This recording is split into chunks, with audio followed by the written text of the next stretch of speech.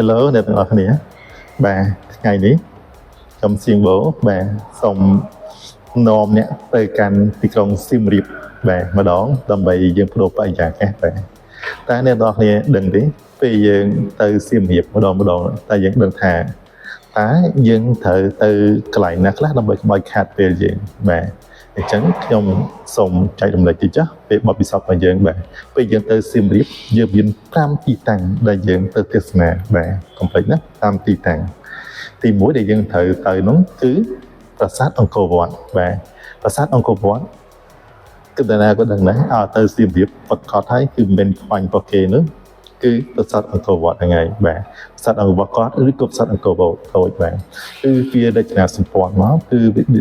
ធ្វើមកគឺវាភាពអស្ចារ្យណាបាទប្រាសាទអង្គរវត្តរបស់យើងជប់សង្កាត់ទី7នៃវប្បធម៌ពិភពលោកបាទក្របមកហ្នឹងតើយើងសម័យដូនតាយើងឲ្យបាទកុំភ្លេចណាទី2គឺប្រាសាទតាព្រំបាទប្រាសាទតាព្រំគឺជាប្រាសាទមួយដែលមានអាយុកាលយូរយារណាស់មកហើយបាទស្ទើរតែមុនអង្គរវត្តរបស់យើងទៀតបាទប្រាសាទហ្នឹងបាទហើយសម័យធម្មតាទេប្រាសាទតាព្រំរបស់យើងហ្នឹងគឺវាបានថតទៅដល់លើពិភពលោកទៀតបាទជាពិសេសយើងចាំទេជំនាន់នេះជំនាន់ Angelina Jolie ថតរឿងមួយគឺ Tom Raider បាទអ្នកណាខ្លះដែលធ្លាប់ទស្សនារឿងហ្នឹងមិនធម្មតាទេទស្សនីយក៏ស្អាតបរិយាកាសប្រាសាទយើងក៏ល្អហើយផ្សព្វផ្សាយយើងនឹងក៏បានទូមទលីលើពិភពលោកដែរទេសចរក៏មកចាក់ដែរសត្វព្រំណាជាពិសេសគឺដើមឈើធំដែរបាទដើមឈើក៏ផ្លិចដើមឈើចូលឲ្យទៅទឹងលើឆៃមកលុបឡើងលើឈឹងហ្មងបាទយើងធ្វើអីក៏សប្បាយចិត្តដែរបាទពេលចូលទៅលេខបានច្រើនបាទអូខេហើយអ្វីដែលយើងទៅទស្សនានោះគឺទី3ដែលយើងទស្សនានោះបាទបេខំរបស់យើងនោះឃើញគេបាទនោះបាទនោះគឺជាប្រាសាទបាយ័នបាទបាយ័នមុខ4បាទប្រាសាទបាយ័នមុខ4នោះបាទគឺមិនធម្មតាទេបាទពេលយើងទៅទស្សនាសៀមរាបកុំភ្លេចណាឈានចូលទៅលេខប្រាសាទ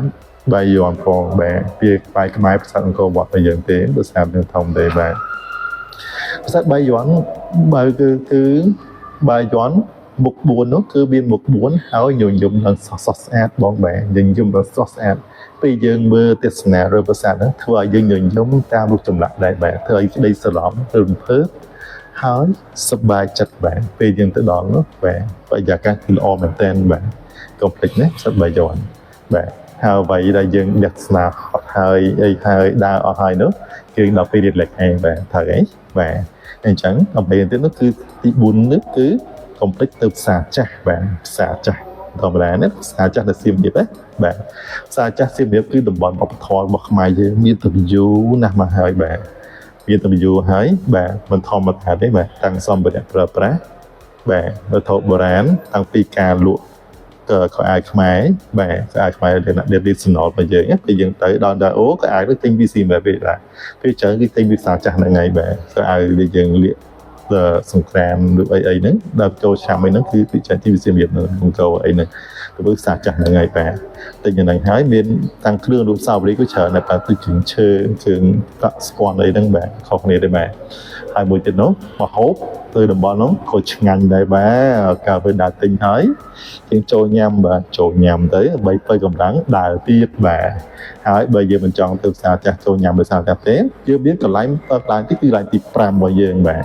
គឺទៅទន្លេសាបបាទទន្លេសាបនៅនៅស្គាល់ដែរទន្លេសាបប្រសិទ្ធខ្មែរវិញយើងក៏ល្បីលើពិភពលោកដែរទៅសម្បូរថៃសម្បូរទុនធាតុធម្មជាតិច្រើនណាស់បាទ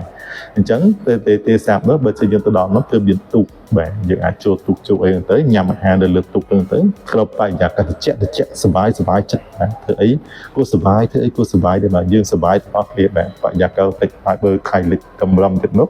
អូលើទឹកទៀតនោះមកធម្មតាទេបាទបរិយាកាសមើលការញ៉ាំជាមួយបរិយាកាសពេលល្ងាចស្រស់ទៅការហ្មងបាទអញ្ចឹងទៅសៀមរាបកុំភ្លេចណាតាមទីតាំងហ្នឹងសំខាន់ណាស់ណាអូខេបាយបាយ